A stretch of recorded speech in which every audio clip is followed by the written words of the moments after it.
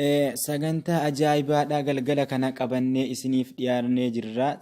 Sagantaan kunii sagantaa akkam nama gammachiisuu fi kan nama bu'aarsu ta'uu ni abdanna. Tokkoffaa irratti seenaa uummata Oromoo bifa walalootiin qabannee dhiyaanna.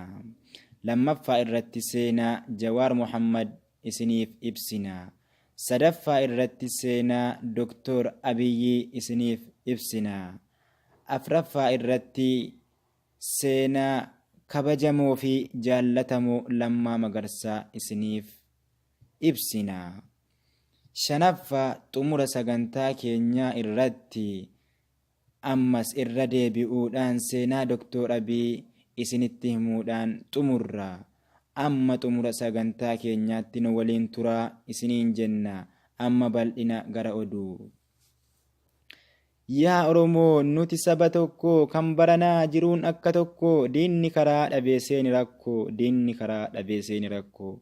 Arras boris sabni Oromoo tokko goota qabnaa kan akka Jawaarii. Ammas ka'ii diina keessa kaali. Diinni kalee qeerroo Oromoo fixee jawween biyya gallaan eessa lixee. Mi akkamiin Finfinneetti eeganii jabaatanii maqalee seenanii. Diinni nyaachuu baree hamuummataa Finfinneedhaaf mataa dhukkubsata. Diinni eegaa ari'amanii gara maqaleetti galanii taahuu dadhabanii jireenyis akka Oromiyaa kana ta'uu dinnaan gaafii tokko Dr. Abiyyiitiif dhiyeessanii dhiifama nuu godhaatii gara Finfinneetti nu deebisaa jedhan. Isiniif ibsina akkas jedhani. Kabajamoo yaa Dr. Abiyyi, Finfinneedha nu ariite biyyi, maalumaaf hanqanne ammas abiyyi jennan. Ahaa jedhan doktorri. Hojii keessan duraa hin yaadattu, mi akkamiin saba araarfattu jennan. Gocha duraaf dhiifama nuu kolcha, dhumaa jirra Finfinnee nu galcha jennan. Ka'ii kottu qilinxoon si galchaa jedhan Dr. Abiyyiidha.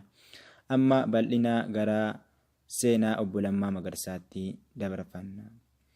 Yaa Lammaa koo, ati dhumnaan diinni si sodaatte wal guurratte maqaleetti yaate seenaa qabda waan Oromoof taate. Diinni duraan saba Oromoo nyaatee eessa lixee waan hin jirre taate. Dr. Abiyyi sanyii warra mootii qeerroo jira diinni maal si gootii, seenaa kan kees maal jedheen dubbadha, silaa argee afaan si dhungadha. Diina Oromoo akkaan nutti duultee hudha qabdee aangoo irraa buuftee ati kaanaan qabsoo nuu howwite diina Oromoos irriba dhorkite. Qeerroon biyyaas si cinaa dhaabbata kan du'eefis gumaa ni baafata. Ammas taanaan cimaatii hojjedha gara duraatti achi tarkaanfadha. Qeerroodhaafis hojiin abanamu lamuun jiru diinaan haraaramuun.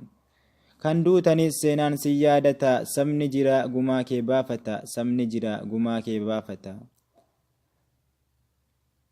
Eessa dhaqee nadhii gammadaanii nuuf barbaada adaraa ijaanii nutta himtu diinni eessa keessee. Maal beekamaa yookaan hin ajjeeste.